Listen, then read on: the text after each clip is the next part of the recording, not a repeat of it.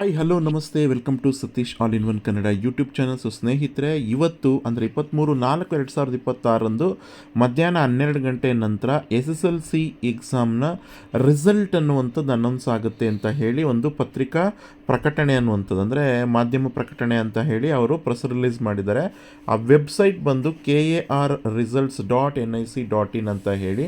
So ಅದರಲ್ಲಿ ನೀವೇನು ಮಾಡ್ಬೋದು ಅಂತಂದರೆ ಹೋಗಿ ರಿಸಲ್ಟನ್ನು ವೀಕ್ಷಿಸ್ಬೋದು. ಬಟ್ ಸುಮಾರು ಜನ ಸ್ಟೂಡೆಂಟ್ಸ್ ಕೇಳ್ತಾ ಇದ್ರಿ, ಹೇಗೆ ಸರ್ ಅದು ಹೋಗಬೇಕು, ಮೊಬೈಲಲ್ಲಿ ಹೆಂಗೆ ನೋಡಬೇಕು ನಾವು ಅಂತ ಹೇಳಿ. ಜಸ್ಟ್ ಸಿಂಪಲಾಗಿ ನೀವು ಯಾವುದಾದ್ರೂ ಒಂದು ಬ್ರೌಸರನ್ನು ಓಪನ್ ಮಾಡ್ಕೊಳ್ಳಿ. KARResults.nic.in ಅಂತ ವೆಬ್ಸೈಟು. ಅದನ್ನು ನೀವು ಕ್ಲಿಕ್ ಮಾಡಿದ್ರೆ ನೋಡಿ, ಇಲ್ಲಿ ಫಸ್ಟೇ ರಿಸಲ್ಟ್ ನಿಮಗೆ ತೋರಿಸ್ತಾ ಇರುತ್ತೆ. ದಿಸ್ ಇಸ್ ದ ಒಂದು ವೆಬ್ಸೈಟ್ ನೇಮ್, ಅಫಿಷಿಯಲ್ ವೆಬ್ಸೈಟು. ಆದಮೇಲೆ ಕ್ಲಿಕ್ ಮಾಡಿದ ತಕ್ಷಣ ಏನಾಗುತ್ತೆ ಅಂತಂದರೆ, ನಿಮಗೆ ಈಗ ಪ್ರೆಸೆಂಟು ಮೊನ್ನೆ 2026 ದ್ವಿತೀಯ PUC ಪರೀಕ್ಷೆ 1 ಫಲಿತಾಂಶ ತೋರಿಸ್ತಾ ಇದೆ.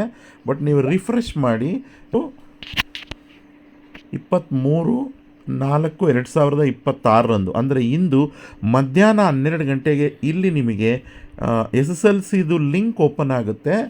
ಅಲ್ಲಿ ನೀವು ಕ್ಲಿಕ್ ಮಾಡೋದ್ರ ಮುಖಾಂತರ ನಿಮ್ಮ ರಿಜಿಸ್ಟರ್ ನಂಬರನ್ನು ಹಾಕಿ ನೀವು ನಿಮ್ಮ ರಿಸಲ್ಟ್ ಅನ್ನುವಂಥದ್ದನ್ನ ನೋಡ್ಬೋದು. ಸೊ ಎನಿವೇ, ಎಲ್ಲರಿಗೂ ಕೂಡ all the best. Thank you for watching.